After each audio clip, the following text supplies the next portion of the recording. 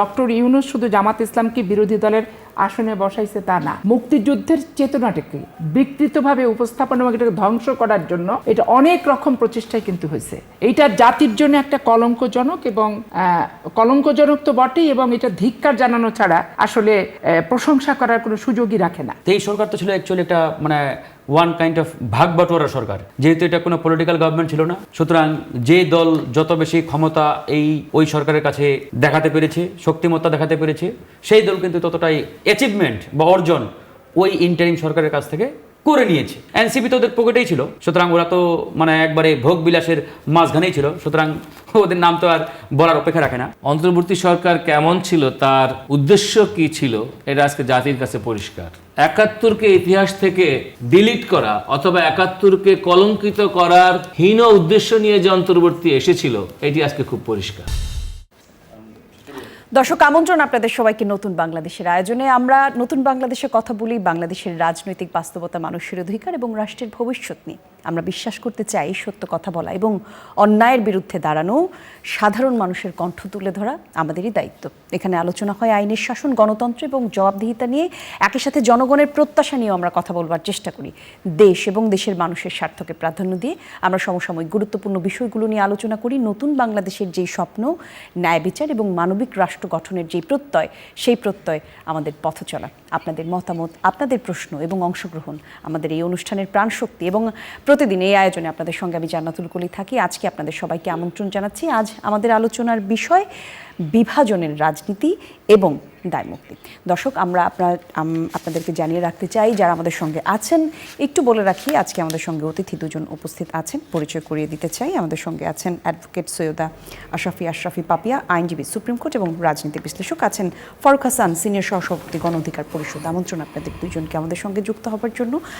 সৈয়দা আশরাফি পাপিয়া, আপনাকে দিয়ে শুরু করতে চাই আলোচনায়। সংবাদের একটি শিরোনাম আপনাকে পড়ে শোনাই, সেটি হচ্ছে জামাত সহ স্বাধীনতা বিরোধী ৩ দলকে দায় মুক্তি দিতে চেয়েছিল অন্তর্বর্তীকালীন সরকার। অর্থাৎ অন্তর্বর্তীকালীন সরকার আসলে কি তাহলে মুক্তিযুদ্ধ বিরোধী অবস্থান নিতে চেয়েছিল কিনা?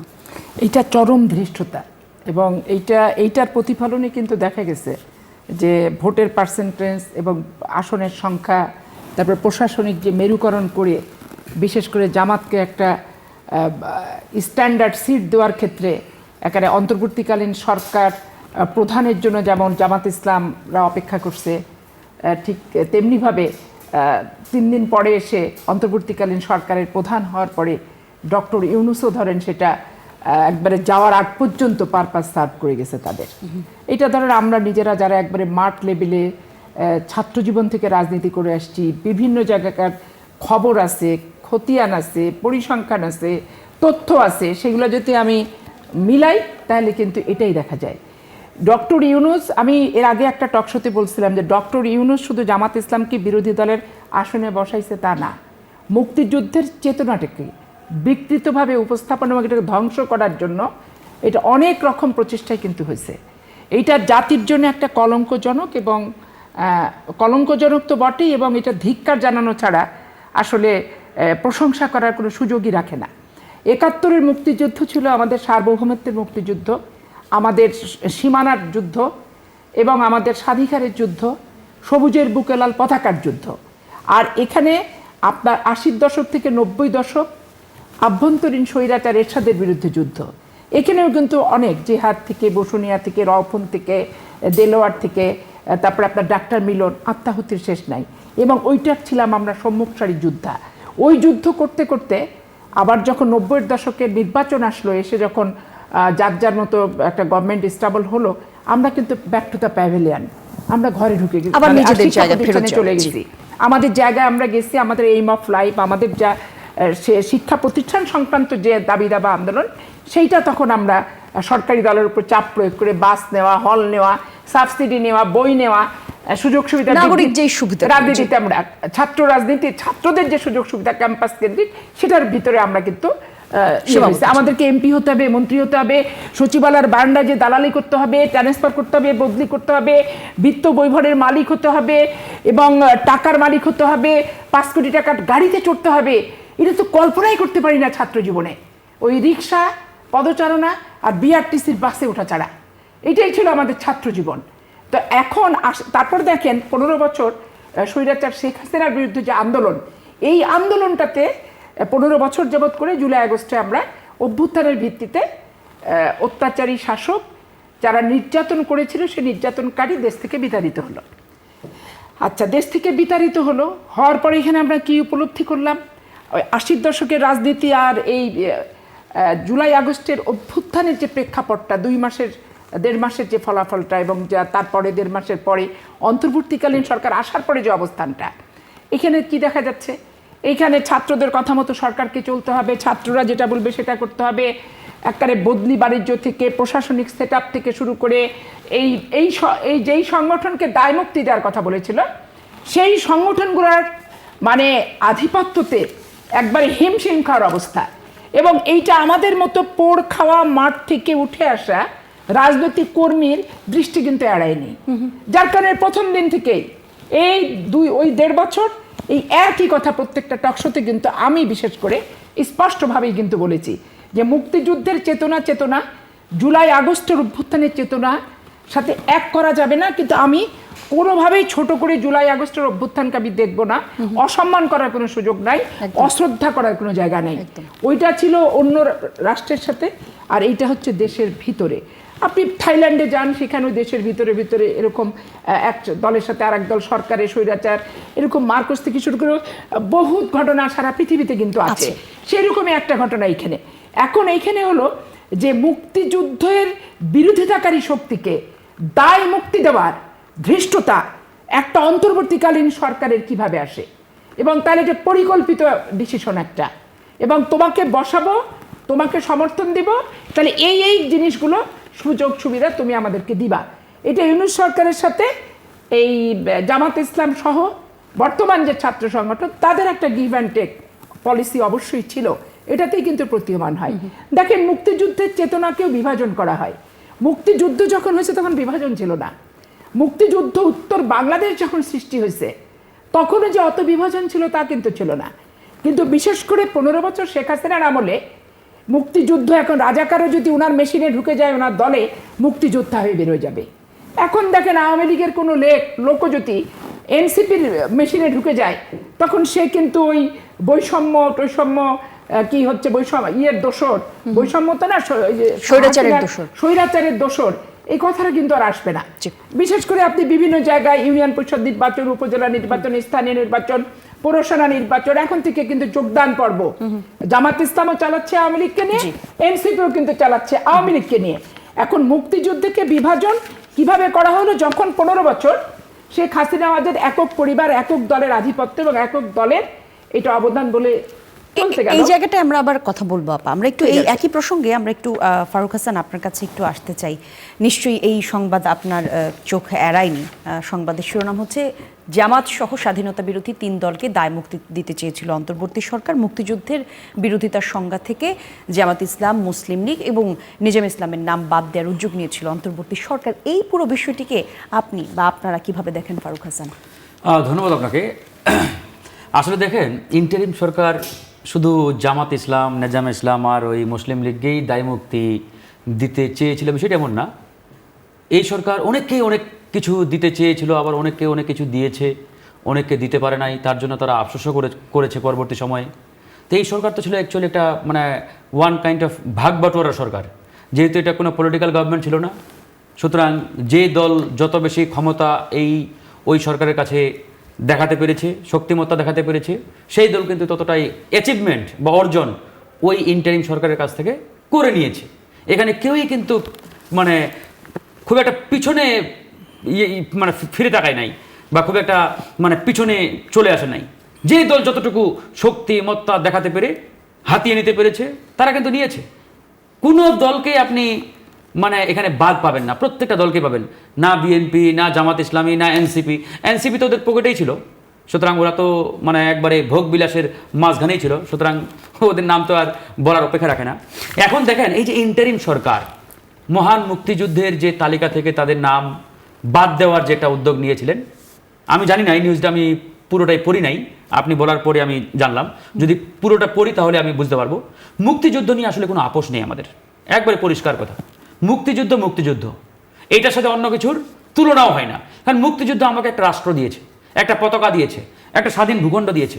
সুতরাং এরকম একটি মহান মুক্তিযুদ্ধকে নিয়ে আমি ধরেন অন্য কিছুর সাথে তুলনা করব, কটাক্ষ করব, কিংবা ছোট করার চেষ্টা করব অন্য একটা ইভেন্টকে দিয়ে, এটা কোনো সুযোগ নেই। কেউ যদি করার চেষ্টা করে বা ধৃষ্টতা দেখায়, অবশ্যই আমরা তার বিরুদ্ধে রুখে দাঁড়াবো, সেটা যেই হোক, একবারে পরিষ্কার কথা। এখন দেখেন, এই যে জামাত ইসলাম বা নেজাম ইসলাম সহ যাদেরকে দায়ী মুক্তি দেওয়ার উদ্যোগ নেওয়ার কারণে আমি আজকে পরিষ্কারভাবে আঙ্গুলটা ইন্টারিমের দিকে তাক করলাম, সেই একই আঙ্গুল কিন্তু আমি বিএনপির দিকেও তাক করতে পারি। কেন? কারণ 2004 সালে ঐক্যজোট সরকারের সময় বিএনপির সরকার কিন্তু ওই যে স্বাধীনতা বিরোধী শক্তি আমি যাকে বলছি, তাদের 2 জন সদস্যকে ক্যাবিনেট সদস্য বানালেন, মানে সরকারের মন্ত্রী বানালেন। তখন কিন্তু বিএনপি এই জিনিসটা ভুলে যান নাই যে এরা স্বাধীনতা বিরোধী।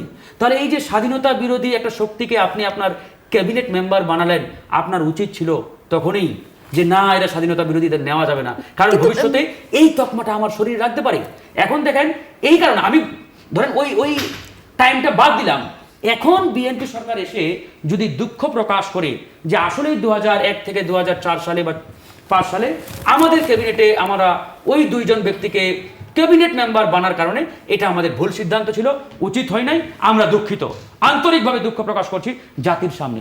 যদি এটি বিএনপি স্বীকার করে, তাহলে কিন্তু এই যে পরের প্রশ্নটা করলেন না, এটার ভ্যালিডিটি না, কিন্তু দেশের সার্বিক অবস্থা আসলে তখন কেমন ছিল? এরা যদি না থাকতো তাহলে নো কম্প্রোমাইজ, আমরা এটাকে অ্যাকসেপ্ট করি না।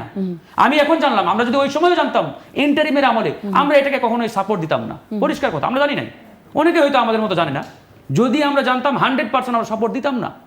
এমনকি ধরেন জামাত ইসলাম এবং এনসিপি এরা কিন্তু 11 দলীয় জোটের অন্তর্ভুক্ত, এবং এদের প্রত্যেকটা সিদ্ধান্তই যে ওই তাদের 11 দলীয় জোটের যে রাজনৈতিক দলগুলো সবাই যে একমত হয় তা কিন্তু না।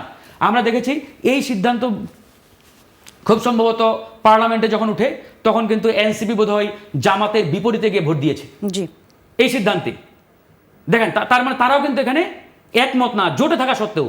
তো সুতরাং এখানে মনে করেন যে আমরা জানার পরেও এটাকে সাপোর্ট দিব, তো অসম্ভব। অন্তর্বর্তী সরকারের আমলে অন্তর্বর্তী সরকার যে সিদ্ধান্তগুলো নিয়েছে, বিভিন্ন পক্ষকে সুবিধা দেওয়ার খাতিরে সেই সিদ্ধান্তগুলো তারা নিয়েছে, কিন্তু অন্তর্বর্তী সরকারের ওই আমলে অর্থাৎ 5ই আগস্টের পর ডক্টর মোহাম্মদ ইউনূসকে যে আশায়, যে স্বপ্ন নিয়ে পুরো দেশের মানুষ তাকে আসলে যে দায়িত্বটি দিতে চেয়েছিল, সেই সময় তো আরো অনেক বেশি সেন্সিটিভ ছিল আমাদের পুরো দেশের অবস্থা, অনেক বেশি নাজুক ছিল। ওই সময় আসলে ওই দায়িত্বে থেকে কোনো সুবিধা, যে কেউই হোক, সেটা যে কোনো দলই হোক, তাদেরকে সুবিধা দেওয়ার ক্ষেত্রে অথবা তাদেরকে আলাদা করে তাদের পক্ষে কথা বলার ক্ষেত্রে যে সিদ্ধান্তটা নিয়েছেন, সেটা আসলে অন্তর্বর্তী সরকারের থেকে বা সরকারের থেকে বা নিজের দায়িত্বে থেকে কতখানি আপনি মনে করেন যে সেই দায়িত্বের সঠিক ব্যবহার কতখানি তাহলে হলো? ন্যায় অন্যায় কি বিচার আসলে তখনও তাহলে হয়নি? তার দায়িত্ব কি তাহলে তার পালন করার ক্ষেত্রে উনি কি শুধু পক্ষ বেছে নিয়েছেন সিদ্ধান্ত নেবার ক্ষেত্রে? আমি আপনার প্রশ্নটা একবারে ভেরি ক্লিয়ার। দেখেন, আমি আগেই বলেছি ইন্টারিম সরকার আসলে কোনো পলিটিক্যাল গভর্নমেন্ট ছিল না, বা জনগণের প্রত্যক্ষ ভোটে, শেষ করি প্লিজ লেট মি ফিনিশ, কোনো জনগণের প্রত্যক্ষ ভোটে নির্বাচিত সরকারও না। যেহেতু এটা জনগণের সমর্থিত একটা সরকার, সুতরাং ওই সরকারের কাছে যে রাজনৈতিক দল, সংগঠন, ব্যক্তি যত চাপ প্রয়োগ করতে পেরেছে, তারা কিন্তু ততটুকু সুবিধা আদায় করেছে। এবং এই সুবিধা আদায়ের ক্ষেত্রে জামাত বলেন, বিএনপি বলেন, এনসিপি বলেন বা অন্যান্য রাজনৈতিক দল যারা আছে, কেউ কিন্তু পিছিয়ে নেই। যার যতটুকু হিম্মত পাওয়ার ছিল তারা কিন্তু সুবিধা আদায় করেছে। হ্যাঁ, এখন ওই সরকার যতগুলো সিদ্ধান্ত নিয়েছে, প্রত্যেকটা সিদ্ধান্ত যে জনগণের পক্ষে হয়েছে আমরা তো সেটা বলছি না। অবশ্যই তাদের কিছু কিছু সিদ্ধান্তের সাথে আমরা দ্বিমত, এবং তারা জনগণের পক্ষে সিদ্ধান্ত নেয় নাই, কাজ করে নাই, এটা বলার কোনো সুযোগ নেই। এখন দেখেন, ওই সরকার একটা সিদ্ধান্ত নিয়েছিল, কি সিদ্ধান্ত? যে রাজস্ব আদায়ের জন্য তারা এনবিআরকে 2 ভাগে ভাগ করার সিদ্ধান্ত নিয়েছিল। এবং তৎকালীন সময়ে আমরা দেখলাম বিএনপি পন্থী যারা কর্মকর্তা কর্মচারী এনবিআর এর, তারা কি করলেন? এই সিদ্ধান্তের কড়া বিরোধিতা করলেন, এবং বিরোধিতা করে কি করলেন? কলম বিরতি নামে একটা নতুন আন্দোলনের ডাক দিলেন এনবিআর এ। সবাই কলমগুলো এভাবে রাখলেন, বলেন আমরা আজকে থেকে কাজ করব না যতক্ষণ না পর্যন্ত ইন্টারিম সরকার এটা বাতিল করে। ভালো কথা, সরকার তাদের চাপে পড়ে বাতিল করে দিল। এখন দেখেন, নির্বাচিত সরকার বিএনপি সরকার আইসা ওই এনবিআরকেই তারা কিন্তু এককভাবেই পেয়েছে, মানে একটা এনবিআর আসার পরে তারা উদ্যোগ নিল, নানান উদ্যোগ নেওয়ার পর দেখছে যে হিতে বিপরীত, রাজস্ব আদায় হচ্ছে না। এবং সাথে সাথে কি হলো? ওই শেষ করি 30 সেকেন্ডে আইএমএফ থেকে চাপ দিল যে আপনারা যদি এই এনবিআর কে সংস্কার না করেন তাহলে আমরা লোন দেবো না, লোন বন্ধ হয়ে গেল। তারপর দিনে বিএনপি সরকার উদ্যোগ নিয়ে পার্লামেন্ট আইন পাস করেছে যে এনবিআর কে 2 ভাগ করতে হবে, 2 ভাগ হয়েছে। এখন দেখেন এই যে বিএনপি সরকার আলোচনায় ওই যাব, সময় এই যদি প্রসঙ্গে তারা আমি ওই আলোচনায় আসবো, আইনটির বিরোধিতা না করতো তাহলে কিন্তু আজকে এই অর্থনৈতিক চাপ অনেকটাই কমে আসতো। একটু পরিচয় করে এই জন্যই দিতে চাই বলেছি। দর্শকদের, বলতে চাই দর্শক আমাদের সঙ্গে এই মুহূর্তে এসে যুক্ত হয়েছেন অ্যাডভোকেট হাসান তারিক চৌধুরী, আইনজীবী, সুপ্রিম কোর্ট এবং সাবেক ছাত্রনেতা। যে বিষয় নিয়ে আজকে আমরা কথা বলছিলাম হাসান তারিক চৌধুরী, সেটা হচ্ছে জামাত সহ স্বাধীনতা বিরোধী 3 দলকে দায় মুক্তি দিতে চেয়েছিল অন্তর্বর্তী সরকার।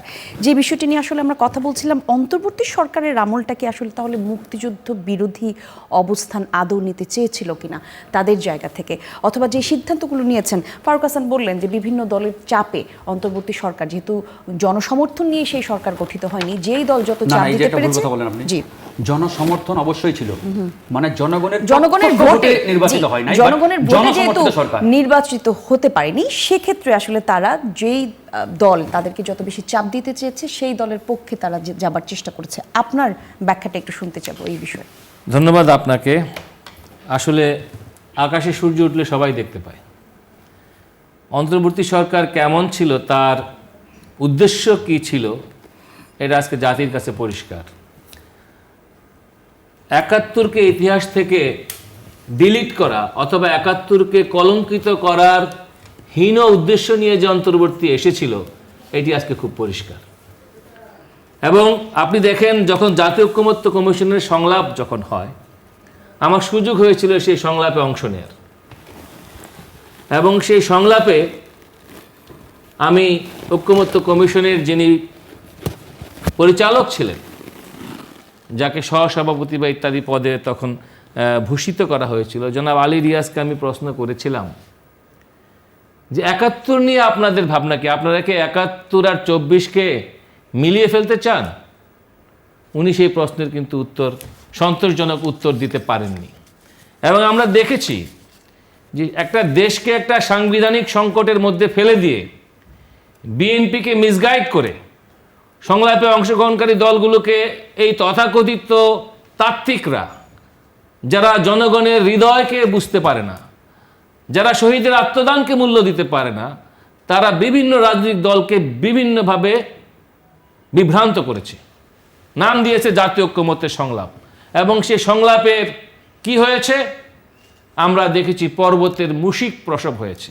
কিন্তু একটি কাজ তারা খুব সফলভাবে করতে পেরেছে, সেটি হলো বাংলাদেশে পরাজিত পাকিস্তানি ভাবাদর্শকে পুনরায় ফিরিয়ে আনার যে সাইকোলজিক্যাল যে পটভূমি, যেটা আমরা মব সন্ত্রাসের মধ্য দিয়ে দেখতে পাই, যেটা আমরা নারীর প্রতি সহিংসতার মধ্য দিয়ে দেখতে পাই, আজকে শুধু রামিসা না, অসংখ্য ঘটনা আপনি দেখতে পাবেন। আমরা তথাকথিত এক শ্রেণীর ধর্ম ব্যবসায়ীদেরকে আমরা দেখতে পাই। আমরা দেখতে পাই কিভাবে আমাদের সুষ্ঠু বাঙালি সংস্কৃতির উপরে যে আঘাত, তার মধ্য দিয়ে দেখতে পাই। এবং নারীর প্রশ্নে যে অন্তর্বর্তী সরকার যখন নারী কমিশন গঠন করলো, সেই কমিশন কিন্তু কাজ করতে পারলো না। জাতীয় সংসদের সামনে নারী মৈত্রী যাত্রা করতে হলো বিভিন্ন শ্রেণী পেশার মানুষকে, এমনকি অন্তর্বর্তীর ঘনিষ্ঠ লোকেরাও যারা মেনে নিতে পারে নাই, তারাও সেই নারী মৈত্রী যাত্রায় জাতীয় সংসদ ভবনের সামনে অংশ নিয়েছিলেন। সেই নারী কমিশনের যিনি দায়িত্বের মধ্যে ছিলেন জনাবা শিরিন হক, তাকে আজকে ডেকে নিয়ে আসুন, জিজ্ঞাসা করুন কেন নারী কমিশন সেদিন আলোর মুখ দেখতে পারেনি। অর্থাৎ পাকিস্তানি ভাবাদর্শ হলো নারী বিদ্বেষী ভাবাদর্শ, এবং সেই অগণতান্ত্রিক ফ্যাসিবাদী ভাবাদর্শকে একটা ভিন্ন মোড়কে এই দেশে বাজারজাত করার কাজটি করতে চেয়েছিল অন্তর্বর্তী সরকার। আশার কথা যে বিএনপি সেটি বুঝতে পেরেছে, এবং সেটি বুঝতে পেরে তারা সময় মতো কৌশলী পদক্ষেপ নিয়েছে। কিন্তু অপরদিকে যে তরুণদের উপরে আমরা আশা করেছিলাম, সে আমার এনসিপির আমার তরুণ ভাইরা, আমার ছোট ভাইরা, ছোট বোনেরা, তারা বিভ্রান্ত হয়েছে, নিজেরা দ্বিধাবিভক্ত হয়ে একাংশ রাজনীতি ছেড়ে দিয়েছে, আর একাংশ ওই 71-এর পরাজিত শক্তি জামাতের পার্টনারে পরিণত হয়েছে। এই হলো আন্দোলনের করুণ পরিণতি। কোথায় গেল আপনার সেকেন্ড রিপাবলিক? কোথায় গেল নয়া বন্দোবস্ত? কোথায় গেল আমার বৈষম্যহীন বাংলাদেশ? সব কিন্তু ওই জামাতের আস্তিনের নিচে হারিয়ে গেল। ধন্যবাদ আপনাকে হাসান তারিক চৌধুরী। আমরা একটা বিরতিতে যাব,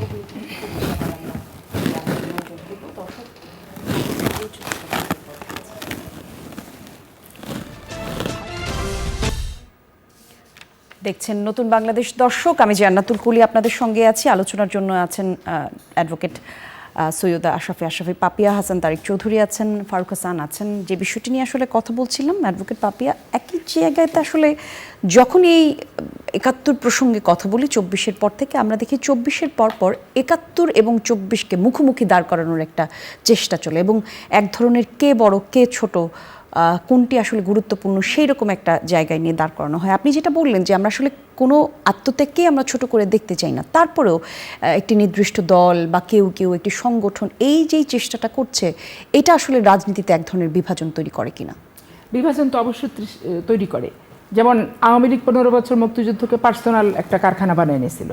এইটাতে ধরেন প্রকৃত মুক্তিযোদ্ধা আওয়ামী লীগও যারা ছিল তারা অনেক হতাশ হতো এবং কষ্ট পেত, এবং আওয়ামী লীগের অনেক মুক্তিযুদ্ধ তারা ওই মুক্তিযোদ্ধা ভাতা পর্যন্ত নিত না, তালিকার নাম পর্যন্ত কেটে দিয়েছে, স্বীকারও করতো না যে সে মুক্তিযুদ্ধ করছে। এটা একটা গেল। আর এইখানে তো এনসিপি একটা আসলোই। দেখেন, আমি খুব অবাক হয়ে গেলাম যে তারপর জিয়াউর রহমান স্বাধীনতার ঘোষকরা, জিয়াউর রহমান রাজাকার, জিয়াউর রহমান মুক্তিযুদ্ধ করেনি, শেখ সেলিম আওয়ামী লীগের প্রেসিডিয়াম সদস্য, উনি কিন্তু তাদের একটা মিটিংয়েও বলছিল। এবং আমি অনেক পরে ২০০৯ সালে পার্লামেন্টে এমপি যখন ছিলাম, হঠাৎ আজকে আমি সেই ওইটার কাউন্টার হিসেবে একটা বক্তৃতা আমার ছিল, সেটা দেখলাম যে ফেসবুকে পেলাম। আমি ফারুকের বক্তব্যতে খুব হতভাগ হয়ে যাই, কারণ এই টেবিলেই আপনার সাথে ৩-৪ ওর সাথে আমি টকশো করছি, এবং এসএ টিভিতেও আরও ২-১ বার টকশো করছি। নুরুল হক নূর বিএনপির সাথে একটা জোটের অংশ আমি কখন হব? আমার নৈতিক কিছু মিল থাকতে হবে, তারপরে তো দলীয় স্বার্থের ব্যাপার থাকবে। তো নৈতিক মিলের অংশই যদি আমি হতে না পারি, আমি জোট করব, নমিনেশন নিলাম, এমপি হলাম, মন্ত্রী হলাম এবং মন্ত্রী পরিষদের ভিতর আছি, তাহলে তার পার্টির যারা প্রতিনিধিত্ব করবে তার পরবর্তী পর্যায়ে তাদেরকে তো জোটটা এবং নির্বাচনের যে শেয়ারার মন্ত্রী পরিষদের যে সেও অংশ, তাহলে জামাতকে আমি জোটে নিছি, বিএনপি ক্ষমা চাবে কিনা, এটা ফারুকের প্রশ্ন। আর আপনার প্রশ্নটা কি ছিল? আপনার প্রশ্নটা ছিল যে দায় মুক্তি দিতে চাচ্ছে জামাত ইসলাম, নেজামে ইসলাম আর মুসলিম লীগকে। তো না, জামাত ইসলাম, নেজামে ইসলাম, মুসলিম লীগ শুধু না, বাংলাদেশের যেই সংগঠনে স্বাধীনতা বিরোধী ব্যক্তি আছে, নিজে স্বাধীনতা বিরোধী, এরকম কোনো ব্যক্তি তার দলেও বর্তমান যদি কোনো দলও করে থাকে, সেখানেও দায় মুক্তি দেওয়ার কোনো সুযোগ নাই। মানে মুক্তিযুদ্ধের চেতনায় বিশ্বাসী হলে কোনো সুযোগ নাই। আর মুক্তিযুদ্ধের চেতনায় বিশ্বাসী না হয়ে ওই অশুভ কোনো ইন্ধন যদি থাকে, তাহলে সেগুলো তো তাদের ব্যাপার। দেখেন, আমি একবার আমার অন্তর থেকে, আমার ধমনীতে, শিরা উপশিরা, আমার মুক্তিযুদ্ধের চেতনায় বিশ্বাসী আমি একটা মানুষ। আমার জীবনে আমি 2টা সফল আন্দোলন পেয়েছি এবং করেছি, 80-র দশক থেকে 90-এর দশক, আর আপনার এই 15টা বছরের এই অত্যাচার। আজকে এনসিপির যে মেয়েগুলো এসে বড় বড় লেকচার দেয়, বয়ান করে, আর মুক্তিযুদ্ধের চেতনাকে জুলাই আগস্টের অভ্যুত্থানের সাথে মিলাই দিয়ে মুক্তিযুদ্ধ ম্লান আর জুলাই আগস্টের অভ্যুত্থান খুব হচ্ছে প্রাজ্জ্বল একটা বিষয় বলে যখন উপস্থাপন করে, আমার বিশ্বাস করবেন, আমার হৃদয়টা ক্ষতবিক্ষত হয়। কেন? ওই মেয়েটি একদিনও জেল খাটেনি, ওই মেয়েটি একদিনও পালায় থাকিনি, ওই মেয়েটি একদিনও পুলিশ তার বাসায় যায়নি, ওই মেয়েটিকে রিমান্ডে যেতে হয়নি। রিমান্ডে একটা মেয়ে গেছে, সেটা তো যাদের ধরে নিয়ে গেছিল তাদের একজন মাত্র মহিলা ছিল, সেই মেয়েটি নয়, অন্য মেয়েগুলি। এখন ধরেন 86 সালে জামাত ইসলাম জাতীয় পার্টির সাথে আওয়ামী লীগের সাথে মিলে নির্বাচনে গেল, সেই নির্বাচনে বিএনপি কিন্তু বয়কট করছে, বর্জন করছে।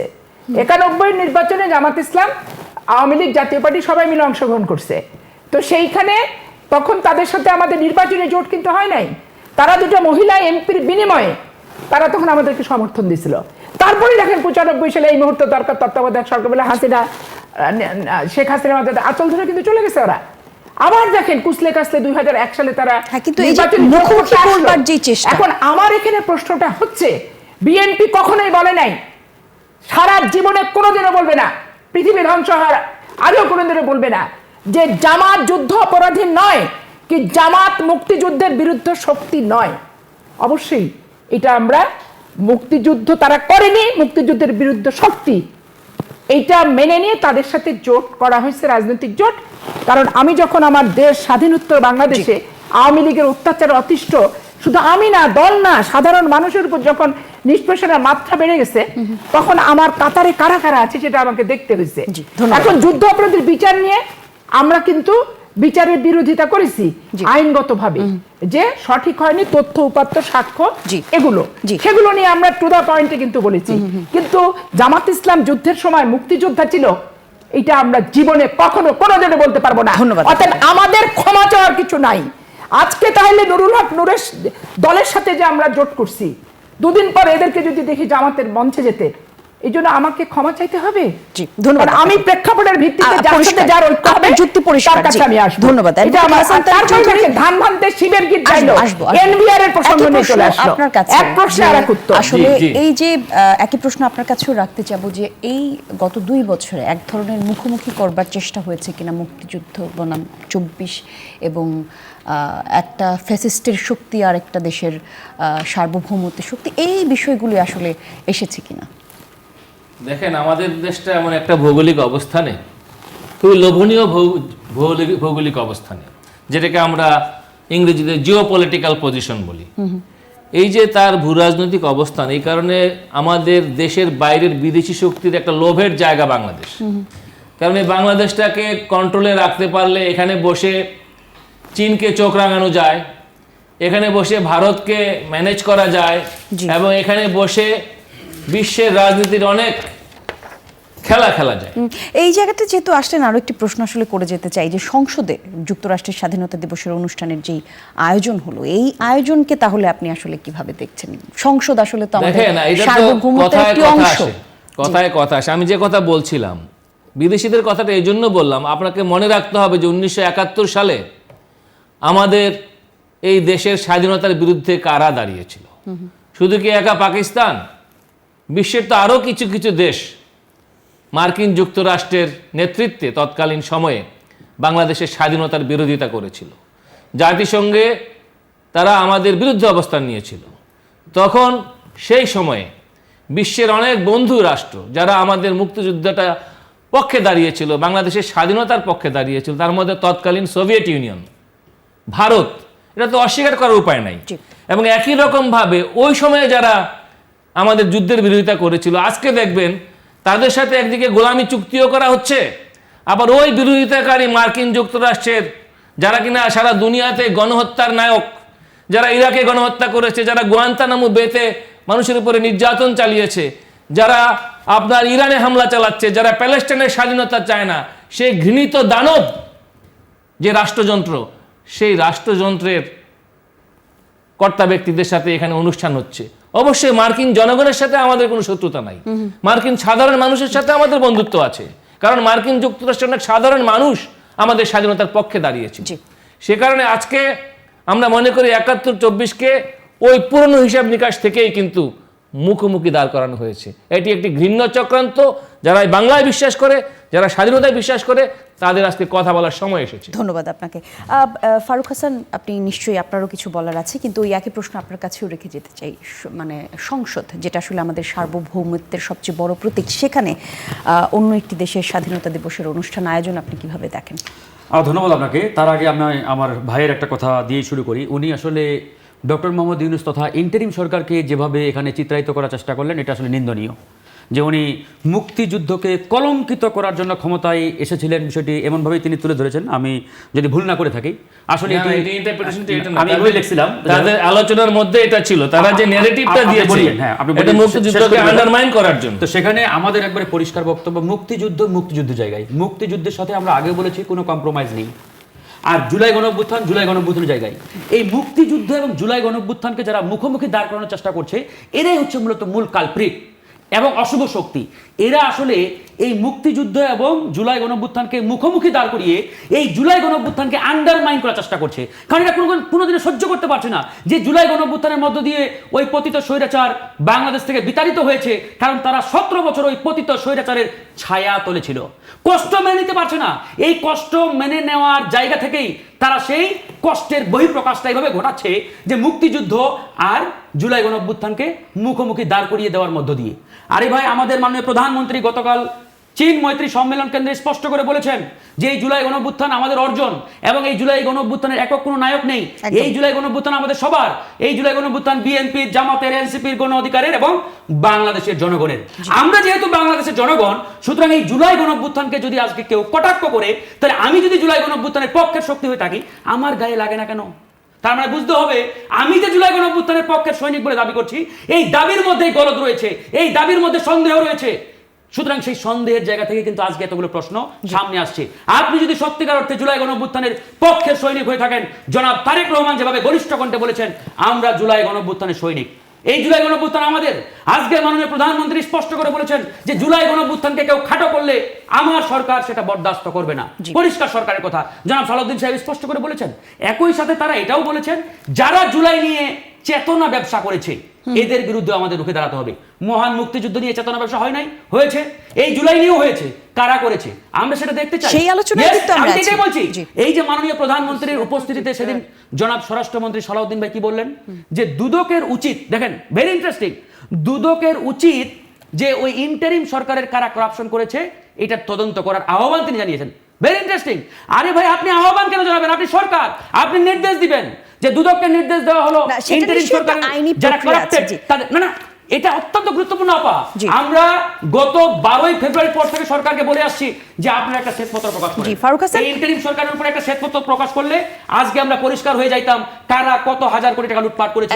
কিন্তু এই সরকার 4 মাসেও কেন উদ্যোগ নেই নাই? এই কেনর জায়গাতেই আমাদের প্রশ্নটা। এই প্রশ্ন করলে কি আমরা সরকার বিরোধী হয়ে গেলাম? আপনাকে ধন্যবাদ ফারুক হাসান। আলোচনায় আবারও ফিরবো, তবে তার আগে আবার একটা বিরতির সময় হচ্ছে। দর্শক দেখছেন আপনারা নতুন বাংলাদেশ, আমরা সামাজিক যোগাযোগ মাধ্যমে সরাসরি সম্প্রচারিত হচ্ছে, চাইলে সেখানে প্রশ্ন রেখে যেতে পারেন। বিরতির পর ফিরছি আবারও। দর্শক, আরও একবার আমন্ত্রণ আপনাদের সবাইকে। দেখছেন নতুন বাংলাদেশ, আলোচনার আজকের বিষয় দায় মুক্তি এবং বিভাজনের রাজনীতি। অ্যাডভোকেট পাপিয়া, একটু ভিন্ন প্রসঙ্গে আলাপ করতে চাই। বর্তমানে বাংলাদেশের যে অবস্থা, এখন সকল রকম মানুষ নিজেদের মত প্রকাশের স্বাধীনতা রাখে, এই রকম একটা অবস্থানে আমরা এসেছি। আমরা এটা দাবি করছি, রাজনৈতিক দল হোক বা যে কোনো ধর্ম বর্ণের মানুষ হোক, সবাই আসলে নিজেদের মতো করে কথা বলতে পারছে, নিজেদের স্বাধীনতা প্রকাশ করতে পারছে, সেই জায়গায় আমরা এসেছি, আমরা বলছি। কিন্তু সারা বাংলাদেশে আমরা কিছুদিন ধরে দেখছি সাদা পতাকাতে কালো কালেমা খচিত এক ধরনের পতাকা সারা বাংলাদেশে ছেয়ে যাচ্ছে। এই পতাকা আসলে কারা বানাচ্ছে? এই পতাকা দেখতে সদৃশ আইএসের সাথে সম্পৃক্ত রয়েছে, এই পতাকা নিয়ে মিছিল করছে। কারা করছে এই মিছিল? এই সম্পর্কে স্বরাষ্ট্রমন্ত্রী, সরকার, এদের অবস্থান কি? স্বরাষ্ট্রমন্ত্রী, সরকার, আসলে এটা তো অনেক বৃহৎ ব্যাপার। এটা আমার পক্ষে বলা সম্ভব না। এটা ফারুক বললে বলতে পারে, কারণ সে যেহেতু তার পার্টির নেতৃত্ব দেয়, নেতৃত্ব পর্যায়ে আছে, অতএব সে সরকারের সাথে বসে বৈঠক পেটিকে যেতে পারে। কিন্তু আমি যেহেতু পার্টির একজন সামান্য সমর্থক কর্মী, এখানে আমার পক্ষে এই এত বড় প্রশ্নের উত্তর দেওয়া ঠিক না। তবে আমি আমার সাধারণ সেন্সে রাষ্ট্রের নাগরিক হিসেবে আমি যেটা বুঝি, যে আমি বিশেষ করে ডেইলি স্টার প্রথম আলো যেদিন ভাঙলো, তৌহিদি জনতার ব্যানারে যে চেহারাগুলো, যে মুখগুলো এবং যে বডি গেট আপগুলো আমি দেখেছি, এইসবের সাথে সেই গেট আপের কিন্তু মিল আছে। এবং এগুলো সবই কিন্তু জামাতের বিভিন্ন প্ল্যাটফর্ম। এবং আমি যেহেতু 97 থেকে উকালতির প্র্যাকটিস করি, মামলা, এইসব জঙ্গিবাদ, জেএমবির মামলা বিভিন্ন সময় আসছে, কোথাও কোথাও বেশি অপব্যবহার হয়েছে। হয়তো আওয়ামী লীগের সময় যে সাধারণ নিরীহ একটা হুজুরকে দেখছে, জেএমবির মামলায় ঢুকাই দিছে। কিন্তু এগুলোর অস্তিত্ব নাই বলা যাবে না, এগুলোর অস্তিত্ব অবশ্যই আছে প্রথমত। আর দ্বিতীয়ত, বিএনপি সরকার খুব লিবারাল একটা সরকার এবং একটা মধ্যপন্থী সরকার, যে সবাই সুখে শান্তিতে বসবাস করুক, এরকম একটা মনোবৃত্তি তাদের থাকে। এই সুযোগে কোনো উগ্রপন্থী যাতে বিরোধী দলের মদদে বাংলাদেশে তৈরি হয়ে নাশকতা এবং আরও কোনো দুর্ঘটনা ঘটানোর মতো পরিস্থিতি তৈরি করার সুযোগ সৃষ্টি না হয়, এই জন্য বর্তমান সরকার, স্বরাষ্ট্র মন্ত্রণালয় সহ প্রত্যেককে খুব সজাগ এবং সতর্ক দৃষ্টি রাখতে হবে এবং সতর্কভাবে থাকতে হবে। এই জিনিসগুলোকে ছেলে খেলা মনে করলে, হালকাভাবে উত্তর দিলে এটি কিন্তু হবে না। আপনি আরেকটা প্রশ্ন করেছেন যে বিএনপির সংসদের সংসদ প্লাজায় একটা রাষ্ট্রের স্বাধীনতা উদযাপন। দেখেন, আমি আমার বুদ্ধি হওয়ার পর থেকে আমি দেখিনি কখনো যে হচ্ছে কোনো দল রাজনৈতিকভাবে কোনো, যদি আওয়ামী লীগ ভারতের স্বাধীনতা উদযাপন করে, সেটা আওয়ামী লীগের তৎকালীন সময় যখন আওয়ামী লীগ নিষিদ্ধ হওয়ার আগে, সেটা তো তাদের দলীয় ব্যাপার ছিল। কিন্তু রাষ্ট্রীয়ভাবে উদযাপন, এটা আমার চোখে প্রথম পড়লো। এইটার উত্তর আমি দিতে পারবো না, কারণ এটার বিএনপি নেতৃত্বস্থানীয় ব্যক্তিবর্গ এবং বিরোধী দলের নেতৃত্বস্থানীয় ব্যক্তিবর্গ এবং সাকি এবং নুরুল হক নূরের দল যারা এই জোটের সাথে জোটভুক্ত এবং তারা মন্ত্রিত্বর ভোগ করছে, এই উত্তরটা তারা আসলে আমার চেয়ে বেশি ভালো দিতে পারবে। এই ক্ষেত্রে আমি দিতে পারছি না বলে আমি অপারগতা প্রকাশ করছি, উত্তরটা না দিতে পারার কারণে। হাসান তারিক চৌধুরী, একই প্রশ্ন আপনার কাছেও। এই যে বাংলাদেশে বিভিন্ন পতাকা পুরো বাংলাদেশে ছেয়ে যাচ্ছে, এরা আসলে কারা?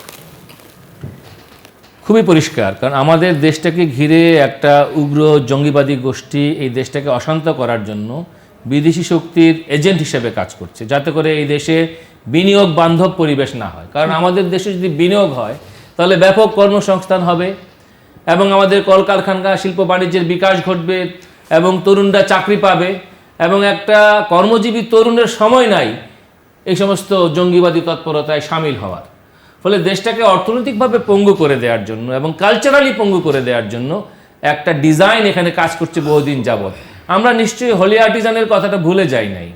আমরা নিকট অতীতের আপা বলেছেন প্রথম আলো ডেইলি স্টারে হামলার কথা, শুধু তাই নয়, আপনার ছায়ানটে যে হামলা হয়েছিল, ছায়ানটে যে বর্ষবরণ অনুষ্ঠানে, তো এই যে ঘটনাগুলো, পল্টনে যে বোমা হামলা হয়েছিল এবং যশোরে যে উদীচিতে যে হামলা হয়েছিল, এই সমস্ত লাঠি নিয়ে যে এবং এই যে বিভিন্ন সময়ে ভ্যানের ভিতর থেকে লাঠি এবং ওই যে হিন্দু যুবককে, গরিব একটা হিন্দু সম্প্রদায়ের একজন শ্রমজীবী যুবককে জীবন্ত আগুনে পুড়িয়ে মারা, এগুলোর মধ্য দিয়ে এক ধরনের ধর্মীয় উন্মাদনা এখানে পয়দা করা হচ্ছে। কেন পয়দা করা হচ্ছে? একই রকম ভারতে দেখেন, ভারতের পশ্চিমবঙ্গে একই জিনিস ভাবে মুসলিম সংখ্যালঘু যারা, তাদের উপরে এক ধরনের মব সৃষ্টি করে সেখানেও এক ধরনের হিন্দুত্ববাদী জঙ্গিবাদ সেখানে তৈরি করা হচ্ছে। এই যে দুই ধরনের যে জঙ্গিবাদ, এই দুই জঙ্গিবাদ আমাদের দেশের অর্থনীতির জন্য মারাত্মক একটা হুমকি।